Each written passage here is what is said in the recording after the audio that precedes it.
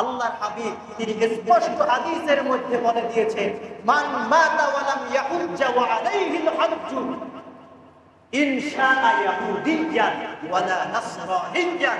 আল্লাহর হাবিব বললেন, আমার যে উম্মতের উপরে হজ ফরজ হয়েছে, আমার যে উম্মত সামর্থ্যবান, হজে যাওয়ার জন্য সামর্থ্য ছিল কিন্তু হজ করে নাই, হজ না করে তিনি মারা গিয়েছেন, আল্লাহর হাবিব কড়া ভাষায় স্পষ্ট করে উম্মতকে জানিয়ে দিয়েছেন, ছোট উম্মতেরা, আমার ওই উম্মত হজ না করে এই দুনিয়া থেকে যদি মারা যায়, তাহলে তোমরা শুনে রাখো, তাহলে তোমরা শুনে রাখো, আমার ওই উম্মতটি ইহুদি হয়ে মারা গেল না নাসারা হয়ে মারা গেল, আমি রাসূলুল্লাহ এই বিষয়ে কোনো কিছু আসে যায় না, বলুন না নাউযুবিল্লাহ। আপনি যদি একটু চিন্তা করেন, নামাজের থেকে হজ আরো গুরুত্বপূর্ণ এক দিক থেকে। কিভাবে? নামাজ যদি আপনার কাজা হয়ে যায়, নামাজ যদি আপনার কাজা হয়ে যায়, তাহলে আপনি নামাজটা যে কোনো সময় মাকরুহ নিষিদ্ধ সময় বাদে আপনি পড়ে নিতে পারবেন, কাজা আদায় করতে পারবেন। কিন্তু হজ যদি আপনার উপরে ফরজ হয়ে যায়, আর যদি আপনি হজ না করেন, তাহলে এক বছর আগে আপনার কাজা আদায় করার সম্ভাবনা আছে। কথা বলেন না কেন? আছে। বুঝেন নাই আপনারা? নামাজ যদি কাজা হয়, নামাজ আপনি নিষিদ্ধ টাইম ছাড়া যে কোনো সময়, যে কয় ওয়াক্ত হোক আপনি কাজা আদায় করতে পারেন। কিন্তু হজ যদি ফরজ হওয়ার পর আদায় না করেন, পালন না করেন, কাজা হয়ে যায়, এক বছর আগে আপনি আর হজ পালন করতে পারবেন? পারবেন না। কিন্তু এই এক বছর যে আপনি বেঁচে থাকবেন, এই গ্যারান্টি আছে? কথা বল না কেন? আছে। এক বছর তো দূরের কথা, একদিনের কোনো গ্যারান্টি আছে? একদিন তো দূরের কথা, এক মিনিট, এক সেকেন্ডেরও কোনো গ্যারান্টি নাই। এজন্যই আপনি যদি এই কথাটা চিন্তা করেন, মৃত্যুর কথা যদি সব সময় সর্ব কাজের ক্ষেত্রে আপনার মাথার মধ্যে, আপনার হৃদয়ে জেহেনে লালন করতে পারেন, তাহলে আল্লাহ তাআলার যতগুলো বিধান আছে এই বিধানগুলো আপনি কখনো ছেড়ে দিতে পারবেন না। এজন্য আমার প্রিয় ভাইরা, মনে করেন 5 বছর আগে যে কয় টাকায় আপনার কাছে থাকলে আপনার উপরে হজ ফরজ হতো, আপনি ওই 5 বছর আগে হজ আদায় করেন না। কিন্তু 5 বছর পর এখন এসে আপনার উপরে হজের আগে যে টাকা হলো হজ আপনার উপরে ফরজ হতো, এখন 5 বছর পরে এসে তার চেয়ে অনেক টাকা বেশি হলে আপনার উপরে হজ ফরজ হয়। কিন্তু আপনি মনে করতে পারেন, আমার উপরে তো ওই 5 বছর আগে হজ ফরজ হয়েছিল, কিন্তু এখন তো হজে যাওয়ার জন্য অনেক টাকার প্রয়োজন হয়, এখন মনে হয় আমার উপরে হজ করা আর ফরজ নয়। আপনার এই ধারণা একদম ভুল। আপনার ওই 5 বছর আগে যে আপনার উপরে যে টাকাই হোক না কেন হজ আপনার উপরে ওয়াজিব আদায় করা ফরজ হয়েছিল, এই 5 বছর এসে আপনার হজের টাকা যত বৃদ্ধি পাক না কেন আপনার উপরে ওই 5 বছর আগে হজ আদায় করা ফরজ হয়েছে। সুবহানাল্লাহ। তাহলে এখন আপনি যে আমরা অনেক মোল্লারাই ফতোয়া দেই যে এই যে এত টাকা খরচ করে কেন এই টাকা অপচয় করে হজ করা লাগবে, আছে না নাই? কথা কান না কেন? আছে না নাই? কোরবানির যখন সময় হয়ে যায় অনেকে বলে এই পশু দ্বারা কেন কোরবানি করতে হবে, সে কিন্তু অন্য ধর্মের নয়, এই মুসলিম আমার মতো জুব্বা আমার মতো টুপি পরিধান করেই বলে এই কোরবানির সময় পশুগুলো কেন জবাই করতে হবে? এক তো সম্পদের অপচয় হয়, দ্বিতীয়ত পরিবেশ দূষিত হয়, আছে না নাই? এই সকল লোকগুলোই যখন আমার ওই ফিলিস্তিনের ভাইয়েরা আল্লাহর হাবিবের সুন্নাহ জিহাদকে বেছে নিয়ে যখন তারা বাইতুল মুকাদ্দাসকে মসজিদুল আকসাকে রক্ষার জন্য জিহাদে অংশগ্রহণ করেছে, যারা বলে হজ কেন করা লাগবে, কোরবানি কেন দেওয়া লাগবে, অপচয় হয়, ওই সকল মোল্লাগুলোই এই যে আপনার হজের ব্যাপারে ফতোয়া দেয়, আপনার কোরবানির ব্যাপারে ফতোয়া দেয়, এই মোল্লাগুলোই ফিলিস্তিনের পক্ষ না নিয়ে ইসরায়েলের পক্ষপাতিত্ব করেছে। বলুন ঠিক কিনা? এজন্য আমার প্রিয় ভাইয়েরা, আমাদেরকে সজাগ দৃষ্টি রাখতে হবে। আল্লাহ তাআলা আপনাকে মানিস্তাতা, সামর্থ্য আছে আপনার উপরে হজ একজনে ফরজ করেছেন, আওয়াজ করে বলুন তিনি কে? আপনি যদি হজ না করেন, আপনি সামর্থ্য থাকা সত্ত্বেও যদি হজ না করেন, কিয়ামতের ময়দান যখন কায়েম হয়ে যাবে, কিয়ামতের ময়দান যখন হিসাব নিকাশ শুরু হয়ে যাবে, ওই আল্লাহ তাআলার কাছে আপনি এই প্রশ্নের জবাবদিহিতা করতে পারবেন না, আপনি ঠেকা পড়ে যাবেন। এজন্য এই দুনিয়ায় আল্লাহ রাব্বুল আলামিন যাদেরকে পাঠিয়েছেন, এমন কোন ব্যক্তি নাই, এমন কোন আল্লাহর গোলাম নাই যে বান্দা আল্লাহ রাব্বুল আলামিনের বন্ধু হতে চায় না, যে বান্দা আল্লাহ রাব্বুল আলামিনের দিদার লাভ করে ধন্য হতে চায় না, এমন কোন একটি মানুষ এই দুনিয়ায় খুঁজে পাওয়া যাবে, এমন একটি মানুষ দুনিয়ায় খুঁজে পাওয়া যাবে না। এজন্য আল্লাহ রাব্বুল আলামিন আপনাদের জন্য অনেক সহজ করে দিয়েছেন, আপনাদের জন্য অনেক চমৎকার করে সহজ করে দিয়ে রব্বুল আলামিন কোরআনুল কারীমের মধ্যে বলে দিলেন, ফামান কানা ইয়ারজু লিকা রাব্বিহি ফালইয়ামাল আমালান সালিহা ওয়ালা يشرك بعبادة ربه أحدا। আওয়াজ করে বলুন আল্লাহু আকবার। আল্লাহ রাব্বুল আলামিন কত চমৎকার করে বলে দিলেন, ও দুনিয়ার গোলাম, তোমরা শুনে রাখো, শুনে রাখো, তোমরা যারা আমি রব্বুল আলামিনের বন্ধু হতে চাও, তোমরা যারা আমি রব্বুল আলামিনের দিদার লাভে ধন্য হতে চাও, কান খুলে শুনে রাখো, কান খুলে শুনে রাখো। ফামান কানা ইয়ারজু লিকা রাব্বিহি ফালইয়ামাল আমালান সালিহা।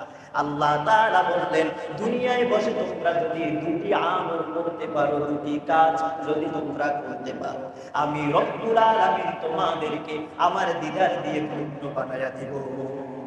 সুবহানাল্লাহ। দুটি কাজ যদি আপনি দুনিয়ায় বসে করতে পারেন, আল্লাহ রাব্বুল আলামিন আপনাকে বন্ধু বানিয়ে নেবে। বলুন আল্লাহু আকবার।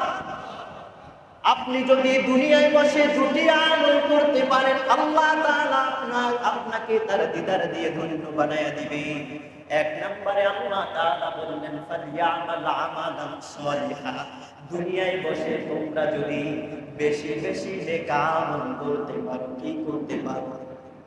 বেশি বেশি যদি নেক আমল করতে পারো। দুই নম্বরে আল্লাহ রাব্বুল আলামিন বললেন, ওয়ালা ইউশরিক বিইবাদাতি রাব্বিহি আহাদা। এই দুনিয়ায় তোমরা যারা আছো, তোমরা যত ইবাদত করো না কেন, যত আমল করো না কেন, ওই আমলটা হবে শুধুমাত্র একজনের জন্য। তিনি কে? দুনিয়ায় যত আমল করেন না কেন, আমলটা হবে কার জন্য? সবাই বলেন কার জন্য? দুটি কাজ করতে পারলেন, ফালইয়ামাল আমালান সালিহা। গোলাম নেক আমল করো। নামাজ এটা নেক আমল না বদ আমল? কথা বল না কেন? নেক আমল না বদ আমল? রোজা নেক আমল না বদ আমল? হজ নেক আমল না বদ আমল? এজন্য আপনি দুনিয়ায় যত বড়াই করে চলেন না কেন, একদিন কিন্তু আপনার দুনিয়া থেকে বিদায় নেওয়া লাগবে। কবরে গিয়ে কিন্তু একদিন আপনার ওই কবরের মধ্যে তিনটি প্রশ্নের জবাব দেওয়া কিন্তু লাগবে।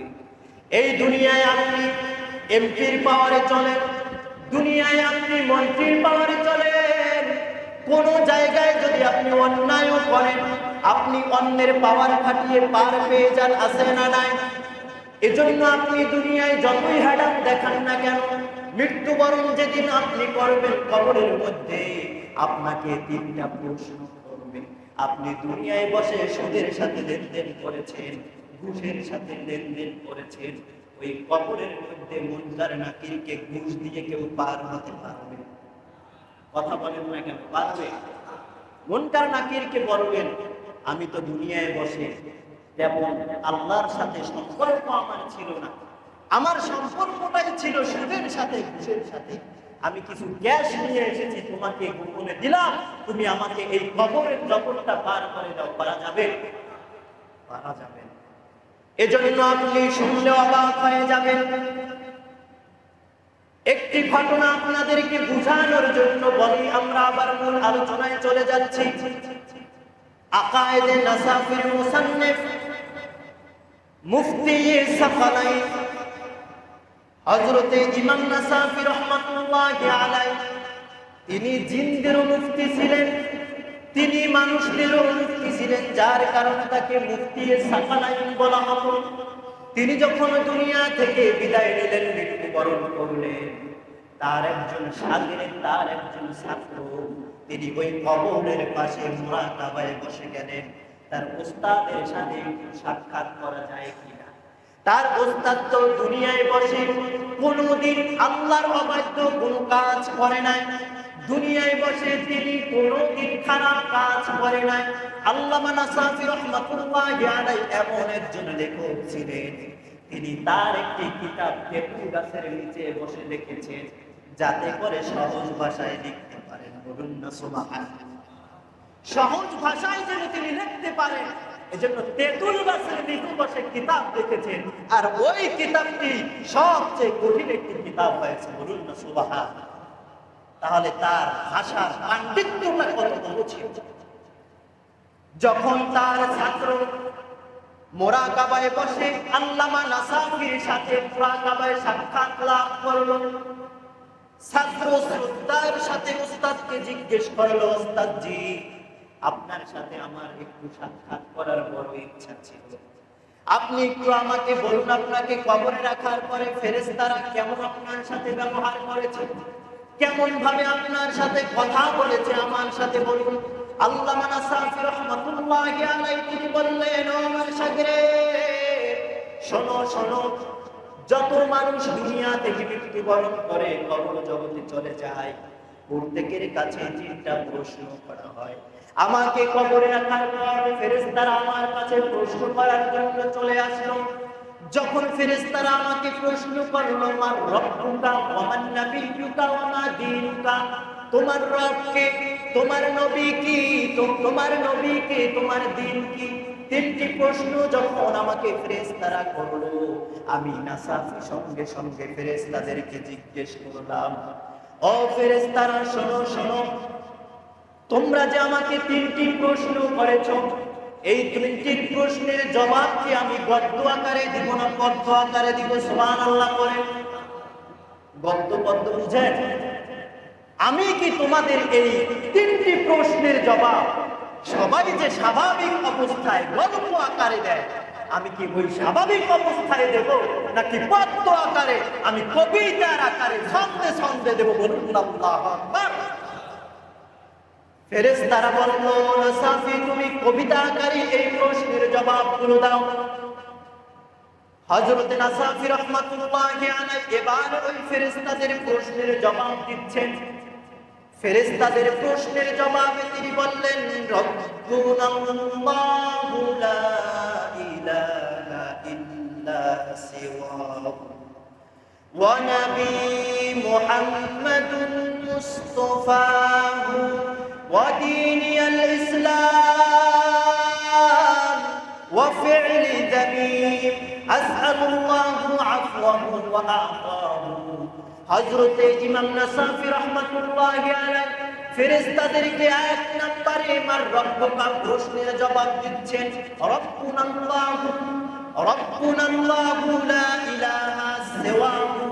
এক নম্বর প্রশ্নের জবাব দিলেন ফেরেশতারা, শোনো ফেরেশতারা শোনো, আল্লাহ হচ্ছেন একমাত্র আমার রব, তিনি ছাড়া দ্বিতীয় তার সমকক্ষ আর কেউ নাই। সুবহানাল্লাহ। তিনি ছাড়া তার সমকক্ষ আর কেউ নাই। রব্বুনাল্লাহু লা ইলাহা ইল্লা সিওয়াহু। আল্লাহ হচ্ছেন এক, আল্লাহর সমকক্ষ আর দ্বিতীয় কেউ। দুই নম্বর প্রশ্নের জবাব দিলেন, ওয়া নবী মুহাম্মাদুন মুস্তাফাহু। আর নবী হচ্ছে ওই যে লোক তুমি আমাকে দেখিয়ে প্রশ্ন করেছো, ওই লোক হচ্ছে আল্লাহর পয়গম্বর শেষ নবী মুহাম্মদুর রাসূলুল্লাহ সাল্লাল্লাহু আলাইহি ওয়াসাল্লাম। ওমা দীনুকা, এই প্রশ্নের জবাব তিনি বললেন ওয়া দীনিয়াল ইসলাম, আমার দ্বীন হচ্ছে ইসলাম।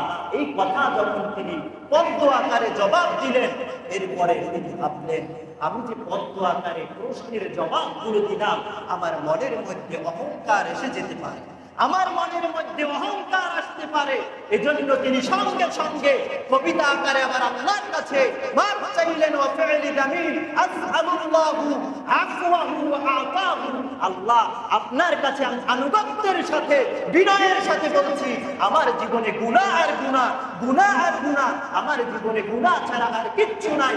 আল্লাহ আপনি আমাকে মাফ করে দেন, বলুন না সুবহানাল্লাহ। সঙ্গে সঙ্গে মদিনাওয়ালার সাথে কবরে লাইন হয়ে গেল। আল্লাহর হাবিব বললেন হাদা ওয়ালাদি, হাদা ওয়ালাদি, একে প্রশ্ন করার আর কোনো দরকার নাই, এটাই হচ্ছে আমার একজন সন্তান, বলুন আল্লাহু আকবার। তাহলে মৃত্যুবরণ করা লাগবে কি লাগবে? কবরে প্রশ্নের জবাব এর উত্তর দেয়া লাগবে কি লাগবে না? তাহলে নেক আমল যদি আপনি না করেন, আল্লাহ তাআলা হজ করতে বলেছেন, সব আমলগুলো আপনি করলেন, হজ আপনি যদি না করেন, তাহলে কি আপনি কবরে এই হজ না করে গেলে আপনি প্রশ্নের জবাব দিতে পারবেন? সবাই আওয়াজ দিয়ে বলুন পারবেন?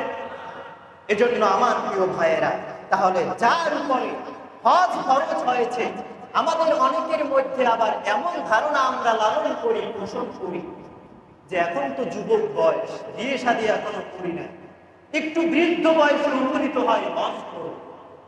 অনেক চাকুরিজীবী আছে, তারা মনে করে যে এখন পর্যন্ত চাকুরি থেকে অবসর যাই নাই, চাকরি থেকে অবসর যাই, এরপরে হজ আদায় করব। অনেকে মনে করে এখন পর্যন্ত বিয়ে শাদী করি নাই, অনেকে আবার ভাবে ছেলে মেয়েকে এখনো পর্যন্ত বিয়ে শাদী করাই নাই, তাহলে ছেলে মেয়েকে একটু বিয়ে শাদী দেই, এরপরে আমি হজ করব। ব্যবসায়ীরা মনে করে যখন মুরব্বী হয়ে যাব, ব্যবসার হাল যখন আমার ছেড়ে ধরতে পারবে, তখন আমি হজ করব। এরপরে সবাই একেবারে দরবেশ হয়ে তাসবিহ, আমরা যায় নামাজ নিয়ে মসজিদে দরবেশের মতো পরে থাকবো, এমন ধারণা সমাজে আছে না নাই? কথা বলেন, আছে না নাই? আচ্ছা আপনি বলেন তো, হজ করার জন্য চাকরি থেকে অবসর নেওয়া কি শর্ত? কথা বল না কেন, শর্ত?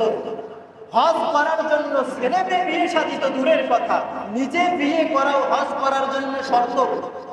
শর্ত নয়, বরং আপনি যদি যুবক অবস্থায় হজ করতে পারেন, ওমরা করতে পারেন, ওই হজটা আল্লাহর কাছে আরো বেশি গ্রহণযোগ্য হয়, বলুন সুবহানাল্লাহ। কারণ আল্লাহর হাবিব বলে দিয়েছেন আল হাজ্জু ওয়াল আজ্জু, হজটি হচ্ছে কষ্টকর বিষয়। কি বিষয়? কষ্টকর একটি বিষয় হচ্ছে হজ, যে আপনার শারীরিক এবং আর্থিক ইবাদত হচ্ছে হজ। আল্লাহ তাআলা আপনাকে যে সম্পদ দিয়েছেন, আল্লাহ তাআলা আপনাকে সুস্বাস্থ্যের অধিকারী বানিয়েছেন, এই হজের মাধ্যমে সম্পদ এবং স্বাস্থ্যের নিয়ামতের শুকরিয়া আদায় করা হয়। আপনি হজ করলেন না, আপনাকে ধন সম্পদ দেওয়া হয়েছে, সুস্বাস্থ্যের অধিকারী বানিয়ে দেওয়া হয়েছে, আপনার হজ না করলে এই দুটি নিয়ামতের শুকরিয়া কখনো আদায় করতে পারবেন না। এজন্য আল্লাহর হাবিব বলেছেন শাবাবাকা ক্বাবলা হারামিক, তুমি যুবক অবস্থায় আছো, তোমার কাছে বৃদ্ধ চলে আসার আগে যুবক বয়সটাকে তুমি কাজে লাগাও, বলুন সুবহানাল্লাহ। তাহলে এখন যুবক অবস্থায় যদি হজ আপনার আমার উপরে ফরজ হয়, তাহলে হজ কি বৃদ্ধ অবস্থায় করব না যুবক অবস্থায়? কথা বলেন। যুবক অবস্থায় আপনাকে হজ করতে হবে। এজন্য আল্লাহ রাব্বুল আলামিন আমাদের যাদের উপরে হজ ফরজ করেছে, কিন্তু আপনি হজ আদায় করতে পারলেন না, সঙ্গে সঙ্গে তিনটি কাজ আপনাকে করতে হবে, তিনটি মনস্থ আপনাকে করতে হবে। এক নম্বরে হচ্ছে, এখন আপনার উপরে হজ ফরজ হয়েছে, যদি কোনোভাবে কোনো উপায়ে যদি প্রসেসিং করে এই বছরই হজে যাওয়া যায়, তাহলে এই বছরই আপনাকে হজ করে আসে। যদি একান্ত আপনি এই বছর নাই যেতে পারেন, তাহলে আগামী বছর হজে যাওয়ার জন্য কার্যক্রম যা কিছু আছে এখন থেকে আপনাকে শুরু করে দেবেন। 3 নাম্বার যে কাজটি আপনাকে করতে হবে, আপনার উপরে হজ করার সামর্থ্য আছে, হজ আপনার উপরে খরচ হয়েছে, কিন্তু এবছর আপনি যেতে পারেন নাই।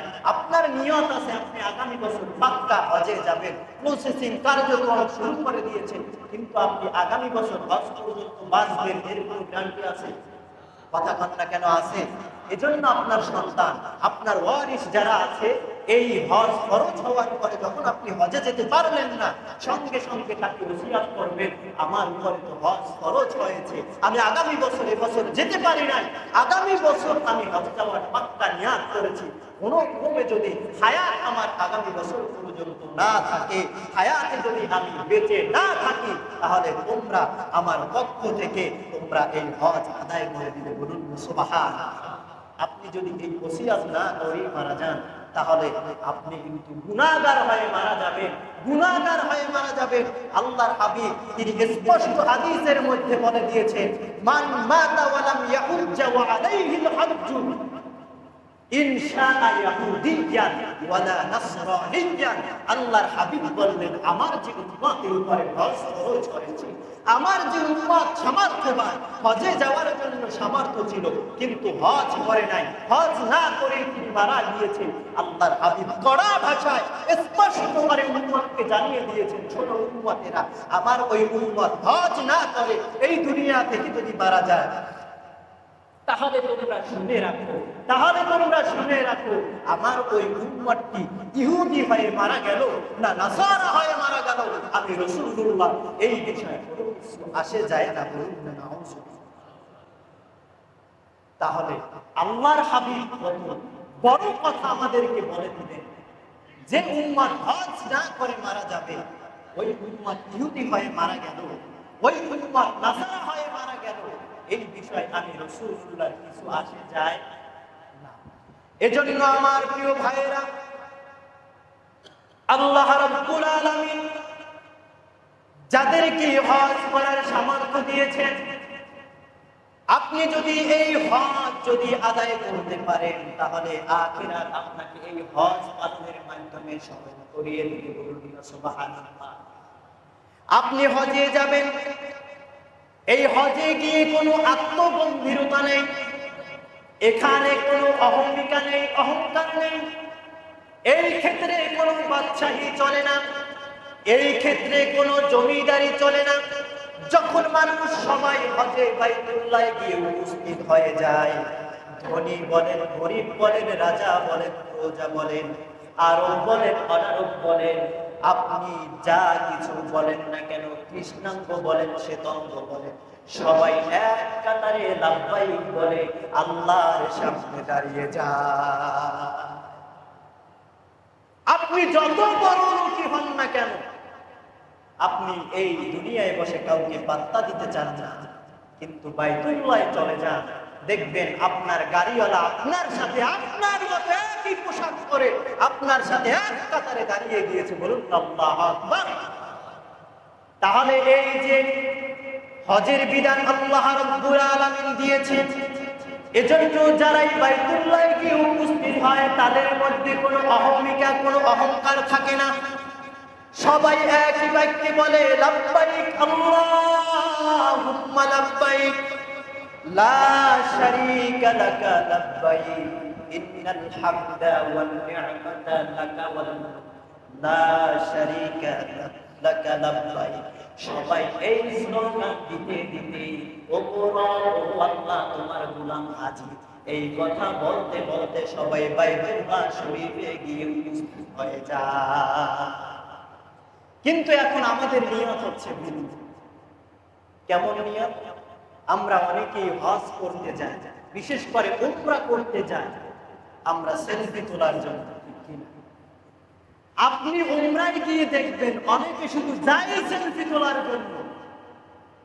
তারা ওঠা থেকে শুরু করে বাইতুল্লাহ হোক, মদিনায় হোক, যেখানে যাক না কেন, সব জায়গায় গিয়ে তারা সেলফি পোস্ট, এই লাইভ, মানুষকে জানানো দিচ্ছে যে আমি উমরায় এসেছি, মানুষকে জানানো দিচ্ছে যে আমি হজ করতে এসেছি।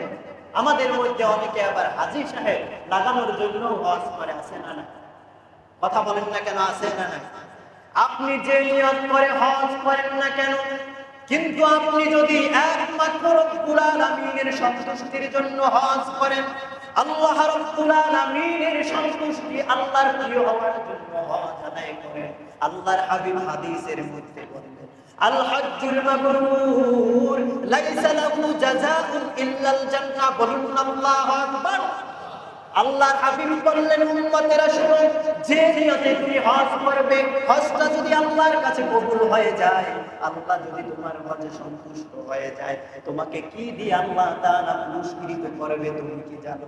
আল্লাহ তাআলা তোমাকে তার জান্নাত দিয়ে পুরস্কার করে, তোমাকে মাসুম বানিয়ে দিবে। বলুন সুবহানাল্লাহ।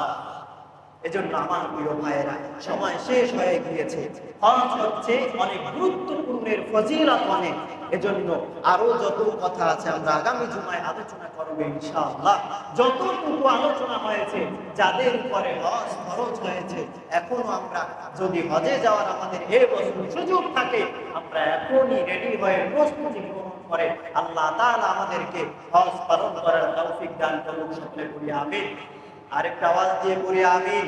ওয়া মা আলাইনা ইল্লাল বালাগ। আসসালামু আলাইকুম।